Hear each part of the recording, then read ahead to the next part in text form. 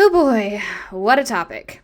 On its surface, Xenia or Xenia seemed simple enough, the relationship expectations for guests and their hosts as laid out by the gods, and most folks would probably stop there. But in my usual obsessive fashion, 19 papers and 2 monographs later, I feel like I've barely scratched the surface. Given the controversy in the community around the term, I'm hoping to give it as thorough a treatment as I can in a sub 30-minute video. What is Xenia? Let's take a look.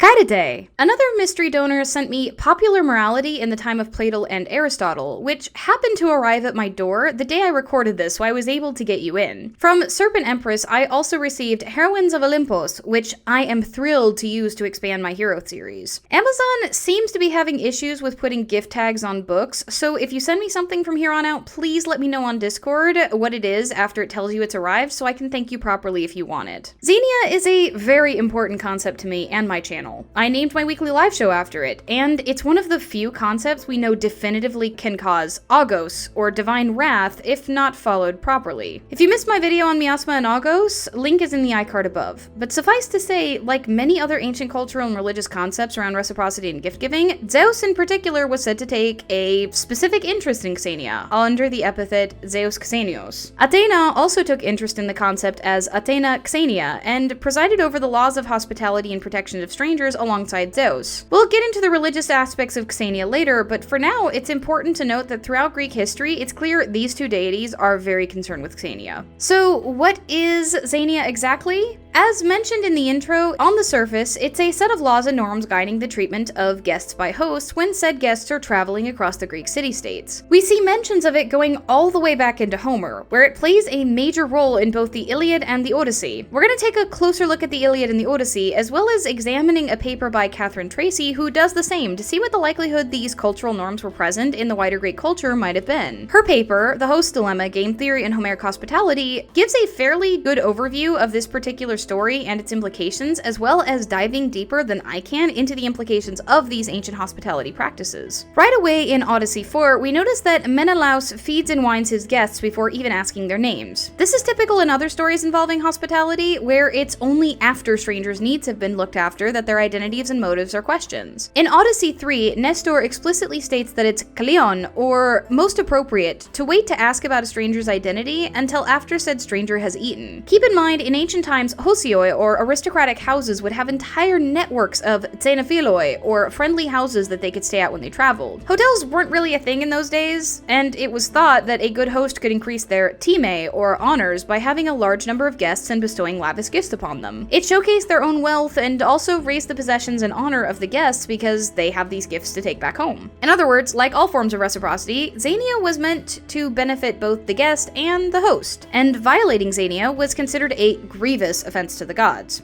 We'll get to that in a bit, as the majority of instances in myth and playwriting of broken Xenia end badly for everyone involved. Though it's often associated with the aristocracy, when Odysseus shows up at the swineherd Eumaeus' house, disguised as an old man, Eumaeus surprises the listener by giving Odysseus his last cloak in hospitality. Xenia on the whole is rooted in the concept of Theoxenia, or the idea that the gods will sometimes show up at people's homes disguised as sometimes destitute xenoi or strangers. We see this plainly in Odyssey 1, when Athena shows up disguised as Mintes at Telemachus' home. He's not in the best position to receive a guest at this time, grieving the suitors that have been helping themselves to all of Odysseus' things and breaking one of the rules around being a good guest, which is not to be a nuisance to the host. Still, he was upset that a guest was kept waiting at his doors and invites her in anyhow, despite the fact that he has every reason to resent the idea of guests at all, given how the suitors are trying to court his mother and had depleted their entire family's stores under the assumption that his father had perished. Mistaken assumption, mind you, as you find out. That said, when the hospitality system is broken in the Iliad, there are dire consequences. The Trojan War was started because Paris violated Menelaus' hospitality by running off with Helen. And in the Odyssey, when Heracles sacked Troy Troy in revenge for Lamedon's breaking of his promise for a reward when he killed a sea monster. The Cyclops harming Odysseus and his men instead of welcoming them shows that hosts can be equally as dangerous as guests, and Odysseus rightfully strikes back when his men are nearly cooked and eaten. So apart from establishing a network for travel, what might be the justification for such a dangerous system of hospitality? Well, for one, the gods demand it, 2, the heroes participate in reciprocal behavior with others, and 3, as I mentioned before, both guest and host are said to increase in honor and possessions, or time, through their participation. Let's take a look at the first point first, as it's the refrain we see most often in literature. According to Emily Kearns in her paper in the Classical Quarterly, the whole of the Odyssey could be considered an episode of Theoxenia, where the gods test the hospitality of most of the major characters. At the beginning of the poem, Athena appears disguised as a shepherd boy, and Odysseus lies to her about his identity, as he's afraid he'll be harmed in what he believes is a foreign land. She naturally sees through the lie, and they end up discussing how to depose the aforementioned suitors that are making such a mockery of the Xenia staying in his home. Athena is his patron, and she makes herself known throughout the piece. In Book 16, she shows up at Eumaeus' hut. Up until now, Telemachus and Odysseus had been staying together, and Telemachus did not know Odysseus' identity, but Athena appears to Odysseus and not Telemachus, restores his youth, vigor, and stature so he can go and seek his revenge. Cairns draw parallels between this scene and the one earlier on the seashore, where Odysseus all but declares his own identity, and Telemachus is the one who required to ignore his calls for revenge against those breaking Xenia as per guest-host relations. Both believe themselves to be in the presence of someone unimportant that turned out to be a rather powerful ally. Athena in the case of the seashore scene with Odysseus, and Odysseus in the case of Telemachus here. Athena tested Odysseus for his cunning, and he passed the test with flying colors, which caused her to reveal her identity and plot against the suitors with Odysseus. Unlike the scene with Athena, however, when Odysseus reveals himself after Athena's transformation, Telemachus doesn't immediately recognize him as his father, and instead mistakes him for a god. Odysseus simply replies, "Be sure I am no god. Why do you liken me to the Theoi? I am your father, for whose sake you're enduring so much grief and have submitted to the violence of men." It's a deeply moving scene. Father and son reuniting after a decade apart, clinging to one another and weeping with joy at the reunion, which both had begun to doubt would ever be possible. After Telemachus comes to accept Odysseus' identity, same with the scene at the seashore, they begin to plot against the suitors immediately, and Odysseus, with Athena's blessing, acts out her part of the revenge plan. Cairns points out that Telemachus' initial fear shows that in Homer's world, Theoxenia was relatively common, and that such visits were a sign of exceptional favor from these deities. Outside of epic, this leads to the foundation of new worship cults and ritual. In literature, however, Telemachus was terrified that a deity was testing him. He wasn't able to offer the level of hospitality befitting a god at his palace, and good intentions wouldn't suffice if it were indeed a divine visitor. That said, the host at Theoxenia is often poor, because, as Cairns point out, the poor but honest and rich but unjust are categories that fit well in this sort of story, and it's clear that being poor but righteous is significantly better in the eyes of the ancient storytellers.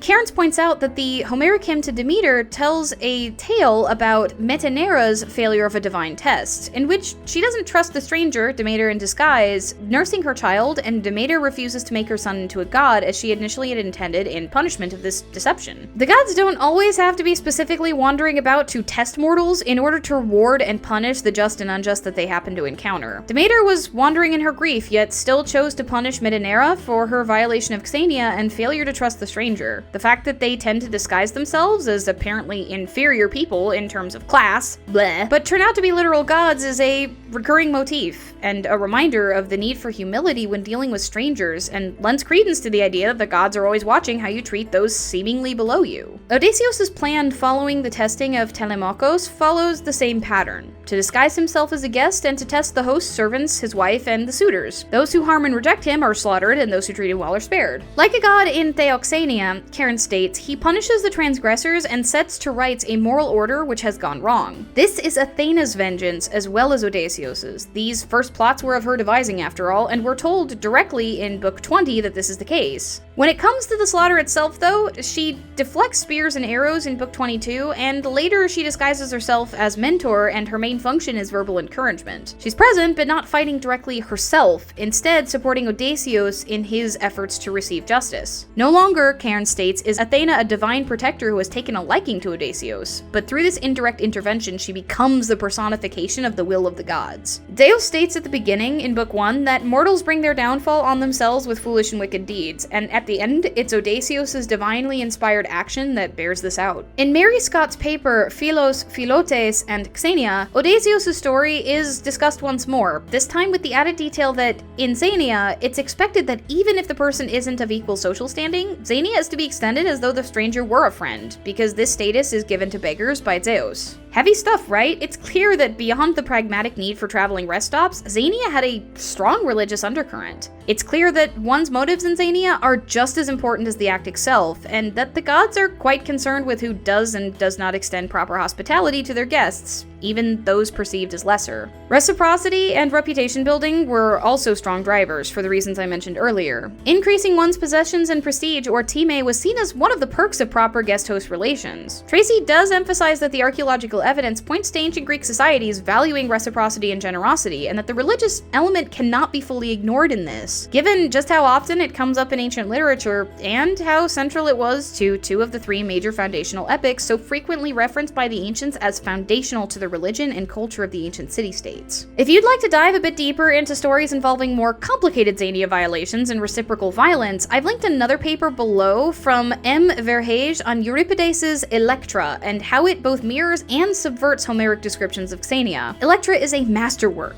well worth reading and studying for its examination of Xenia alone, and the analysis provided here is as close to an epic perspective as I've found in scholarship. So, you might ask, if the Greeks were so charitable towards strangers, why is it that the treatment of barbaroi, or foreigners, had so many issues throughout antiquity? The balance between xenophobia and the religious drive to Xenia is so complex, I'm not sure I can give it a good treatment here. But what I can say is that in ancient Athens, the superiority complex they had about their own culture worked to undermine the xenophobia and expulsion of barbaroi that was done in Sparta. I'd also like to state that we don't have to follow the mistakes of the past just because we practice a reconstructed religion. Xenia is a value worth carrying forward into the modern day. Xenophobia threatens both allyship and the potential for us to fulfill the requirements of the gods. It's clear that the core value of the ancients might not have always matched their practices, but we see the same in contemporary faiths. There's another concept of Xenia that I would like to cover briefly, that of Proxenia, where a citizen chosen by the city would host a foreign ambassador in return from honor from the city-state. He was given the title Proxenos and would use his influence and power to promote policies of alliance or friendship within the city he represented. These were only men, mind you, as the ancients only gave political power to men. Another thing we don't need to bring into the modern day. Though this does mirror diplomatic immunity and the idea of embassies on a much smaller scale. That brings us to the most well-known modern expression of Xenia, the Xenia Declaration. It is a unified statement against hate and bigotry put together by members of the community in the hopes of promoting allyship and acceptance in the wider Hellenist space. A link will be provided in the description below for anyone interested in signing as an individual or for any group interested in signing as a group. It reads as follows. Xenia is Greek for guest friendship, the ancient Greek virtue of hospitality. We may recognize modern words deriving from it, the most notable being xenophobia, which is the fear of strangers and foreigners. Xenophobia is, in many ways, the opposite of the virtue of Xenia. Zeus is sometimes called Zeus Xenios, or protector of travelers. He protected the religious obligation to be hospitable to strangers, and for said strangers to be hospitable in return. This is a declaration in a similar spirit of the Declaration 127 in modern heathenry,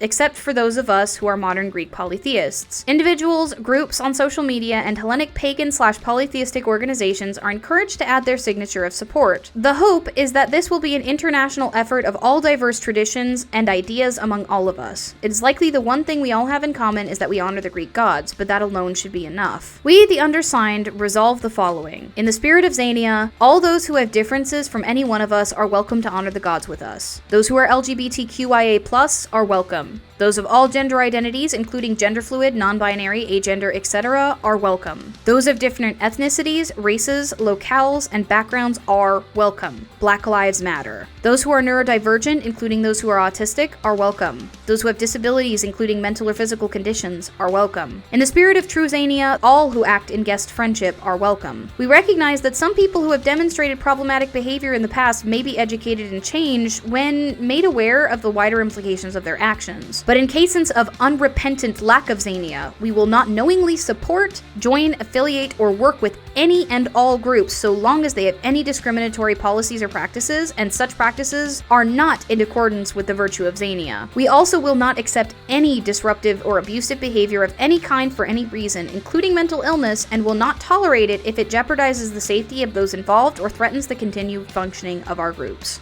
Though there have been outcries from some of the more vocal parts of the community that the Declaration is cultural appropriation, I hope that I've managed to show in this video that those who claim such are taking a rather narrow view of Xenia. Though in the modern day we might not have travelers knocking at our doors looking for a place to stay, we do find ourselves with seekers looking for a spiritual home to roost in. It is my opinion that anyone who feels a call, pull, or even interest in worshipping the Theoi should be accepted on the strength of their character and deeds, not by the circumstances of birth that they cannot control. As my friend Beafeld stated in his own Declaration of Deeds, the Xenia Declaration makes this statement unequivocally, and much like Declaration 127 before it, anyone who isn't willing to sign might do well to examine their motives as to why. Bigotry has no place in Hellenism. For a deeper exploration of the ways in which it has already presented itself, link is in the iCard above to my video on folkism. We can do better. Thank you so much for sticking through that. If you're new here, befriend the subscribe button and slaughter the like and reciprocal violence. Drop it into the comments and let me know what you feel a modern expression of Xenia looks like. And let me know if you signed the Declaration. Or just tell me how much I hate Greeks and how offensive it is that I cite scholars instead of Greek families if that's your speed. Special thanks to GaelicNox, as always, for the channel art. Links are in the description below to their website and Twitter. And special thanks to my patrons. Videos like this one take a ton of time to research and record. Though I only cited a few papers this time around, I read over 19 of them and went through 2 different monographs on reciprocity, as well as reading through the primary sources again to refamiliarize myself with the specific details so I could address the topics in depth. Thanks to you and all the generous folks who super chat during my lives, I've managed to support myself through a rough financial patch and still put out researched Hellenist content. May the cycle of reciprocity between us ever be positive. And remember, we're stronger together.